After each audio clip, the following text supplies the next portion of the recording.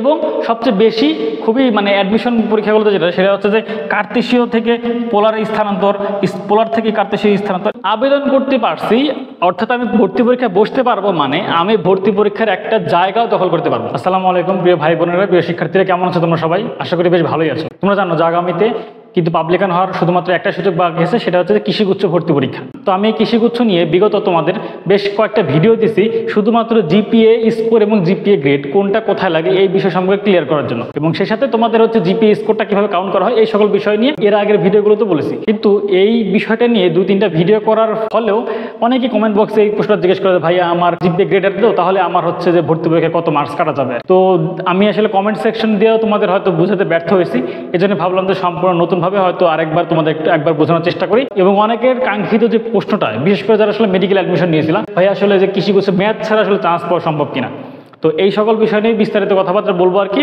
একটু ধৈর্য ধরে ভিডিও সম্পূর্ণ শুরু থেকে শেষ পর্যন্ত দেখবা, আশা করা যায় যে তুমি একটা প্রপার সলিউশন পেয়ে যাবা, যেটা ফলো করলে তোমার সামনের ভবিষ্যৎ আরও সুন্দর হতে পারে এবং তোমার ম্যাথ নিয়ে সকল ভয় ভীতি সম্পূর্ণ কেটে যেতে পারে আর কি। তো ভিডিও শুরু করার আগে আমি আমার পরিচয়টা দিয়ে নিই। আমি মোহাম্মদ ইমর ইবনে তারিক, পড়াশোনা করছি কৃষি অনুষদ, খুলনা কৃষি বিশ্ববিদ্যালয় এবং গ্লান্স অফ অ্যাডমিশন সহকারী প্রতিষ্ঠান। ভিডিওর প্রথম পার্টে যে বিষয়টা নিয়ে আলোচনা করবো যে ভাই আসলে জিপিএ গ্রেড নাকি জিপিএ স্কোর, আমরা যে কৃষিগুচ্ছ যে আবেদন করবো অর্থাৎ পরীক্ষা যে বসতে পারবো, সেটার জন্য আমার দরকার হচ্ছে জিপিএ গ্রেড, অর্থাৎ আমি ন্যূনতম একটা শর্ত পূরণ করলেই আমি কিন্তু কৃষিগুচ্ছ পরীক্ষায় ফর্ম তুলতে পারবো এবং আমি ভর্তি পরীক্ষা বসতে পারবো।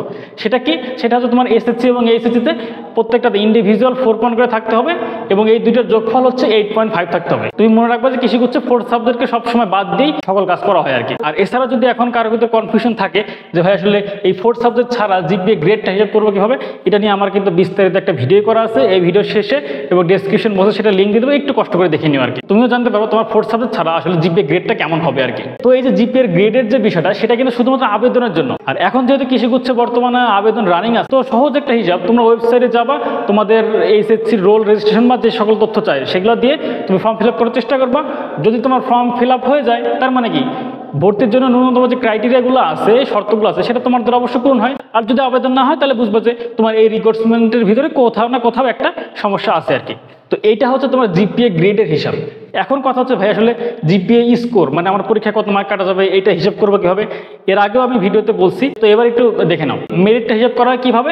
এই যে এখানে যে এমসিকিউ যে তোমার হচ্ছে 100 মার্কসের আছে, এই 100 মার্কসের সাথে তোমার জিপিএর স্কোর 50 কাউন্ট করে তোমার কিন্তু টোটাল 150-এর ভিতরে মেরিটটা হিসাব করা হয় আর কি। তো এখন এই স্কোরের 50-এর ভিতরে তোমার এসএসসিতে আছে হচ্ছে 25 আর তোমার হচ্ছে এসএসসিতে আছে হচ্ছে 25। এখন কথা হচ্ছে ভাইয়া এটা আসলে হিসাব করে কিভাবে আর কি। আমি কিন্তু ভিডিওর শুরুতে বলেছি যে কৃষিগুচ্ছের জন্য কিন্তু কোনো রকম কোনো 4 সাবজেক্টের মার্কস গ্রেড কোনো কিছু কাউন্ট করা হয় না আর কি। সেটা তুমি কত মার্ক পাইছো সেটাও কাউন্ট করা হয় না। দেখো একটা সেই হিসেবে সহজ হিসাব দেখো, এইচএসসিতে আমাদের মোট সাবজেক্ট কটা? 7টা সাবজেক্ট, প্রত্যেকটা 2টা পেপার করে আছে, অর্থাৎ 7 দুগুণে 1400 মার্ক হওয়ার কথা, তাই না? কিন্তু আইসিটি কিন্তু 2টা পেপার নাই, অর্থাৎ সেটা কিন্তু একটা, তার মানে 100 মার্ক। তার মানে সেই হিসেবে আমাদের ইন্টারমিডিয়েটে তোমার টোটাল মার্কস হচ্ছে 1300-এর ভিতরে আমরা বললাম যে 4 সাবজেক্ট ছাড়া একটা 4 সাবজেক্ট, অনেকের হয়তো ম্যাথ, অনেকের হয়তো বায়োলজি বা আদার্স বিষয় হতে পারে। তো 4 সাবজেক্টে তোমার কিন্তু 2টা পেপার, অর্থাৎ তোমার কিন্তু 200 মার্কটা বাদ যাবে, যেহেতু 4 সাবজেক্ট হিসাব হয় না। তো 200 মার্ক বাদ গেলে বাকি টোটাল মার্কসটা থাকে কত? বাকি টোটাল মার্ক পূর্ণাঙ্গ মার্কস থাকে কিন্তু হচ্ছে 1100। এই 1100-এর ভিতরে তুমি আসলে টোটাল কত পাইছো, এই দুইটার অনুপাত গুণন হবে 25। এই সেম ভাবে তোমার এসএসসির ক্ষেত্রে তুমি যে টোটাল পরীক্ষা দিয়ে যে মার্কসটা পাইছো সেটা ডিভাইডেড 1050 গুণন 25। তো এই দুইটা মার্কস যোগ করে তোমার হচ্ছে যে 50-এর ভিতরে, তো সেই মার্কস গুণন হচ্ছে যে এমসিকিউর 100 মার্ক। এই দুইটা যোগ ফলে কিন্তু আসলে মেরিটটা হিসাব করা হয় আর কি। এখন তোমাদের কাছে প্রশ্ন আসতে পারে যে ভাইয়া ইন্টারমিডিয়েটের 1100 মার্ক কীভাবে আসলো, সেটা আমাদের বললেন, আর এসএসসির ক্ষেত্রে কিভাবে 1050 হলো এটা আমাকে একটু বলে দেন। এইচএসসিতে যেমন আমরা হচ্ছে যে 4 সাবজেক্টের জন্য 200 মার্ক বাদ দিছি, এই এসএসসিতে আমরা আসলে কত মার্কসটা বাদ দিছি সেটাই আসলে তোমাদের বলবো। তোমরা জানো শারীরিক শিক্ষা, ক্যারিয়ার শিক্ষা, এই দুইটাতে তোমার কিন্তু 50-50 তোমার 100 মার্ক আমরা বাদ দিছি, কারণ বাদ দিতে হবে, এটাই আসলে সিস্টেম। এবং সেই সাথে তোমার এখানে কিন্তু একটা চতুর্থ বিষয় থাকে, অনেকের হয়তো উচ্চতর গণিত থাকে, অনেকে হয়তো কৃষি শিক্ষা নেয়, অনেকে হয়তো অন্য অন্য বিষয়গুলো নেয় কি, তো সেটার মার্ক 100। তো মোট মিলে এই 200টা মার্কস কিন্তু তোমার হচ্ছে এই এসএসসি থেকে বাদ দেওয়া হয়েছে, বাদ দিয়ে তোমার হচ্ছে 1050 কাউন্ট করা হয়েছে।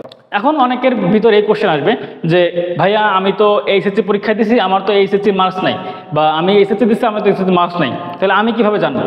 এর ক্ষেত্রে একটাই কথা যে যাদের এই মার্কসটা জানার মতো ওয়ে আছে, যারা বিগত সালগুলোতে পরীক্ষা দিত, যারা আসলে এই মার্কসটা জানো, তারাই শুধুমাত্র এই হিসাবটা কাউন্ট করতে পারবা। কারণ শিক্ষা বোর্ড যদি তোমাকে মার্কস না দেখায় তাহলে তুমি সেই বিষয়টা কাউন্ট করতে পারবে না, কিন্তু কৃষিগুচ্ছ কর্তৃপক্ষ সেটা পারবে, কারণ তারা শিক্ষা বোর্ডের সাথে সেইভাবে কথাবার্তা বলে রাখছে আর কি। তো এখন অনেকের মনে হতে পারে যে ভাইয়া আপনি আসলে কত মার্কস পাই, তো অনেকের এটা মনে হতে পারে ভাইয়া আমি তো আসলে মার্কস জানি না এবং আমার কত স্কোর কাটা যাবে সেটাও জানি না।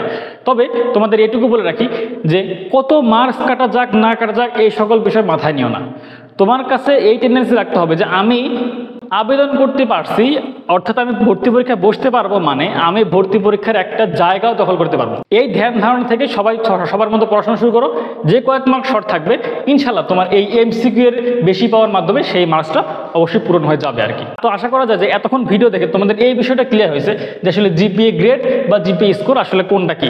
তুমি যদি আমাকে সরাসরি কমেন্ট বক্সে বলো যে ভাইয়া আমার জিপিএ গ্রেড এত, আমার মার্কস কত করা যাবে, তুমি আসলে এই যে এসএসসি এবং এইচএসসি মোট কত মার্কস পাইছো এটা কিন্তু আমরা জানি না, বা অথবা হয়তো তুমি নিজেও জানো না। আবারও কিন্তু বলতেছি যে এই আবেদনের সাথে জিপিএর এই স্কোর বা মার্কসের কোনো সম্পর্ক নাই, আর এই মেরিটের সাথে জিপিএ গ্রেডের কোনো সম্পর্ক নাই। আশা করা যায় তোমাদের কনফিউশন ক্লিয়ার হয়েছে আর কি। তো এবার আমরা আসবো আমাদের সেই ভিডিওর সেকেন্ড পার্টে, যেটা অনেকের মানে সবার প্রশ্ন যে ভাই আসলে কৃষিগুচ্ছ কি ম্যাথ ছাড়া চান্স পাওয়া সম্ভব।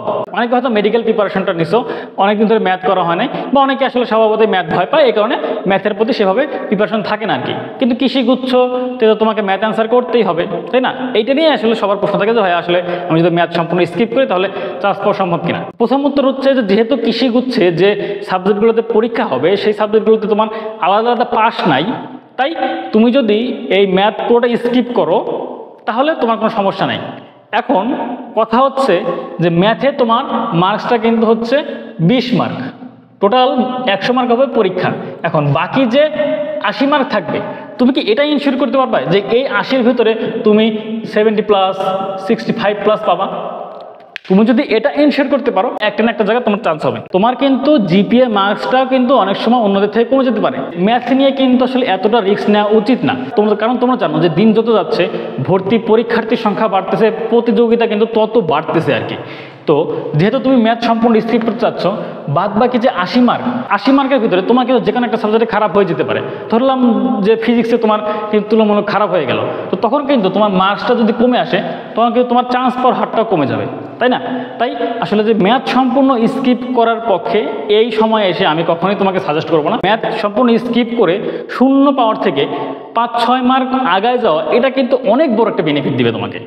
এখনও যদি হাতে 2টা মাস সময় আছে, এই 2টা মাস চাইলে ম্যাথের ভয়কে জয় করে অবশ্যই একটা ভালো পজিশন তৈরি করা সম্ভব কৃষিগুচ্ছ ভর্তি পরীক্ষার মাধ্যমে। তোমার যেন আগামী 2 মাস সঠিক গাইডলাইন্স পাও, তোমাদের চলার পথ থেকে আরও বেশি যেন স্মুথ হয়, সেজন্য কিন্তু আমরা আগামী 20 মে থেকে এগ্রি এক্সাম ব্যাচ 2.0 চালু করতে যাচ্ছি, এবং এটা রেগুলার ফি হচ্ছে 510 টাকা। কিন্তু তোমরা যদি 20 মের মধ্যে ভর্তি হও তাহলে শুধুমাত্র 350 টাকাতে ভর্তি হতে পারবা।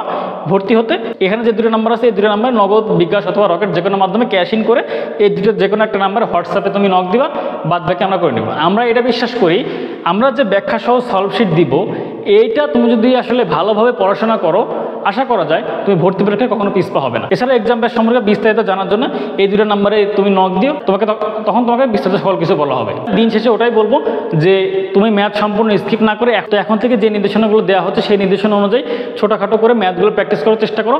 ভর্তি পরীক্ষায় তুমি যদি 5 থেকে 6টা বা 7টার মতো ম্যাথ পারো, এটা কিন্তু তোমাকে অন্যদের থেকে আগে আসবে। আর এছাড়া কিন্তু আমি বললাম যে তোমার যে জিপিএ যদি অন্যদের থেকে তুলনামূলক একটু কম থাকে, তখন কিন্তু তোমাকে এমসিকিউ দিয়ে কিন্তু এই মার্কসটা ব্যাকআপ দিতে হবে আর কি। তো তুমি যদি ম্যাথ সম্পূর্ণ স্কিপ করো, কিন্তু অন্যরা যদি সেই ম্যাথ আরও বেশি করে যদি তোমার থেকে ভালো নাম্বার পায়, তাহলে কিন্তু তুমি কিন্তু তাদের থেকে পিছাই গেলে আর কি। তো এই জন্যই হ্যাঁ, ম্যাথ ছাড়াও চান্স পাওয়া যাবে, কিন্তু তোমাকে এটা এনশিওর করতে হবে বাদ বাকি যে 80 মার্ক আছে সেই 80 মার্কের ভিতরে আমার যেন অবশ্যই 70+ মার্কস থাকে আর কি। তো হাতে যেহেতু এখনো সময় আছে, পর্যাপ্ত সময়, সামনে আর কোনো ভর্তি পরীক্ষাও নাই, তো আমি তোমাদের সবাইকে এটাই বলবো তোমরা এই রিস্কটা নিও না। তোমরা ভালো মতো পড়াশোনা করো, ইনশাল্লাহ ভালো কিছু হবে আর কি। তাই সেই ম্যাথে তোমরা আসলে কীভাবে ভালো করতে পারো সেই সকল বিষয় নিয়ে এখন একটু কথাবার্তা বলবো আর কি। একটু মনোযোগ দিয়ে শুনবো সবাই। সর্বপ্রথম যে দিক নির্দেশনা তোমাদের বই থাকবে সেটা হচ্ছে তোমরা আগেই মূল বই ধরবা না।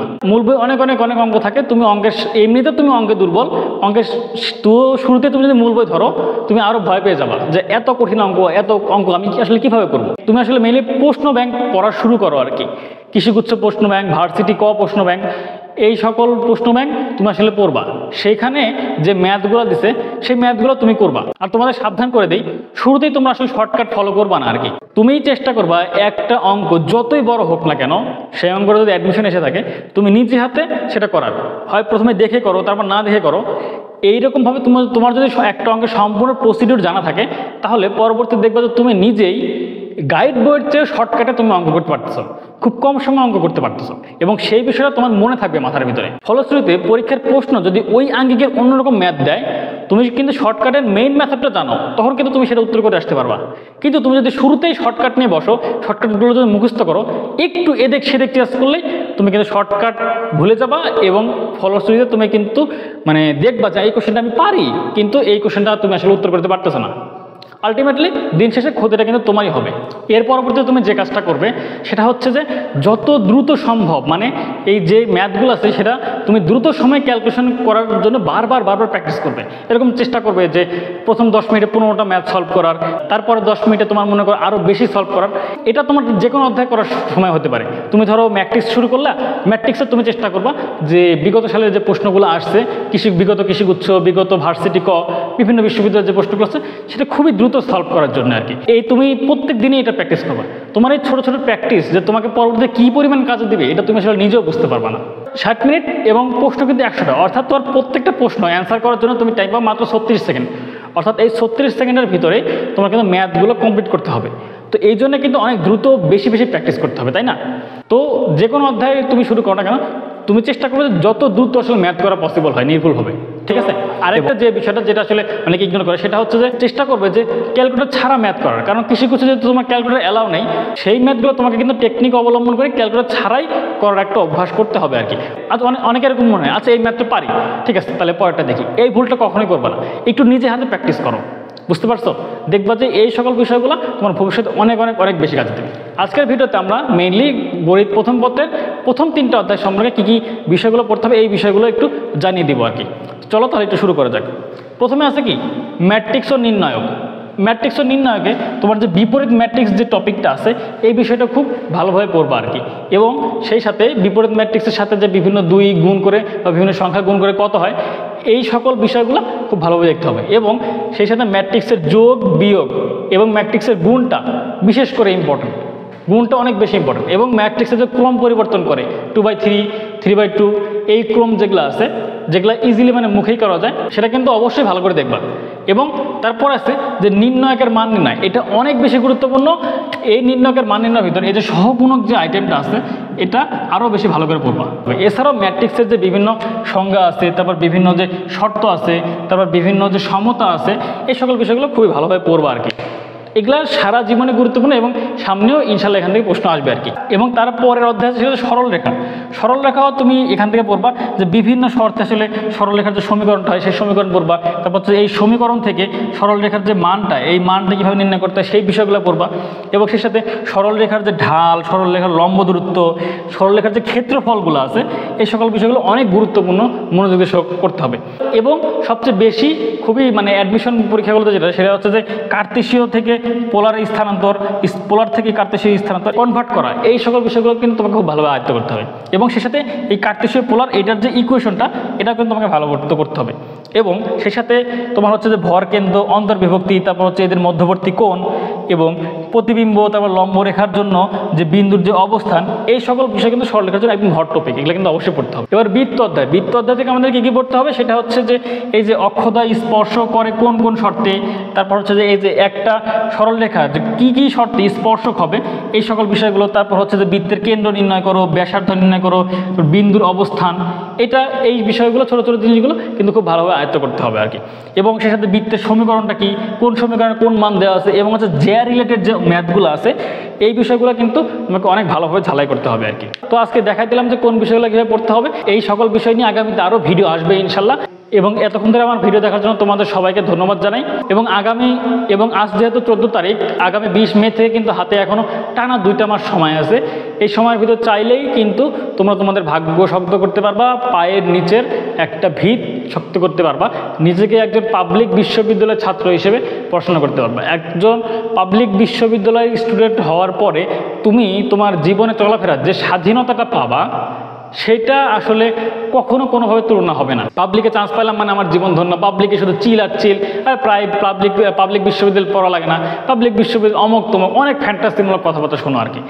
তো আমি সেই সকল কথা বলে মিথ্যা আশ্বাস তোমাদের দিব না, তবে এটা ইনশিওর করতে পারি তুমি যখন পাবলিক বিশ্ববিদ্যালয়ে পড়বা, তুমি যে চান্স পাইছো, এই খুশির নিউজটা তুমি যখন তোমার পরিবার যে পরিমাণে খুশি হবে, তুমি যখন তোমার এলাকা চলাফেরা করবো, তুমি যখন একজন বলবো যে আমি অমুক বিশ্ববিদ্যালয়ে পড়াশোনা করি, এইটা বলার ভিতর যে শান্তিটা পাবা এটা আসলে কোথাও পাবা না। আর এছাড়াও পাবলিকে পড়লে তুমি যে স্বাধীন জীবনটা লাইফ লিড করবা, এটা কিন্তু কখনো তোমার সাথে।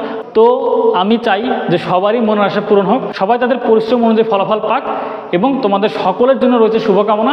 হাতে এখনও 2টা মাস সময় আছে, এই 2টা মাস আরও কীভাবে পড়াশোনা করলে তুমি খুব সহজেই পাবলিক চান্স পেতে পারবে, এবং এরকম আরও অনেক ইনফরমেটিভমূলক ভিডিও কিন্তু আমার চ্যানেলে আসবে আর কি। সে সকল ভিডিও পাওয়ার জন্য অবশ্যই আমাকে সাবস্ক্রাইব করে রাখবে, ভিডিওতে লাইক দিয়ে শেয়ার করবে তোমার বন্ধুদের মাঝে, যেন তারাও তোমার কাছ থেকে কিছুটুকু হলেও উপকৃত হয় আর কি। সে সাথে এটাই বলতেছি যে তোমাদের সকলের সুবিধার কথা চিন্তা করে আগামী 20 মে থেকে কিন্তু আমাদের এগ্রিকালচার এক্সাম ব্যাচ 2.0 শুরু হতে যাচ্ছে। আমাদের যে এগ্রি এক্সাম ব্যাচ 1 যেটা আছে, সেটাতে কিন্তু অলরেডি 250 জন স্টুডেন্ট আমাদের সাথে প্রিপারেশন নিচ্ছে আর কি। সেটা আমরা শুরু করেছিলাম গত 5ই মে।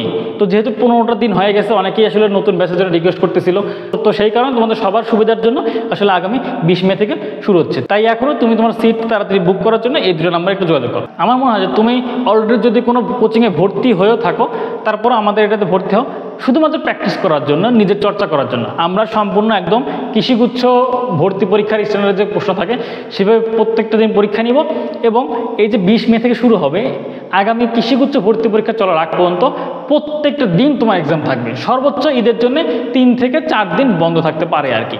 এই যে প্রত্যেকটা এক্সাম হওয়ার পরে আমরা যে ডিটেলস ব্যাখ্যা সহ যে সলভ শিটটা দিব, সেটা যদি পড়ো, আমার বিশ্বাস তোমার আর কোনো কিছু লাগবে না। ইনশাল্লাহ আমাদের প্রতি ভরসা রেখে তোমরা চাইলে আমাদের সাথে যুক্ত হতে পারো। আর এছাড়াও যদি কোনো কিছু বুঝতে অসুবিধা হয় অবশ্যই কমেন্ট বক্সে জানিয়ে দিবে, আমরা সেটা যথাসময়ে উত্তর দেওয়ার চেষ্টা করবো আর। তোমরা ভালো থেকো, সুস্থ থেকো, আর আমার জন্য দোয়া করো আমি যেন সর্বদা সঠিক সময় তোমাদের ভিডিও দিতে পারি আর কি। তো এই নিয়ে আজকে আমি আমার ভিডিও শেষ করতেছি। সবাইকে আল্লাহ হাফেজ, আসসালামু আলাইকুম।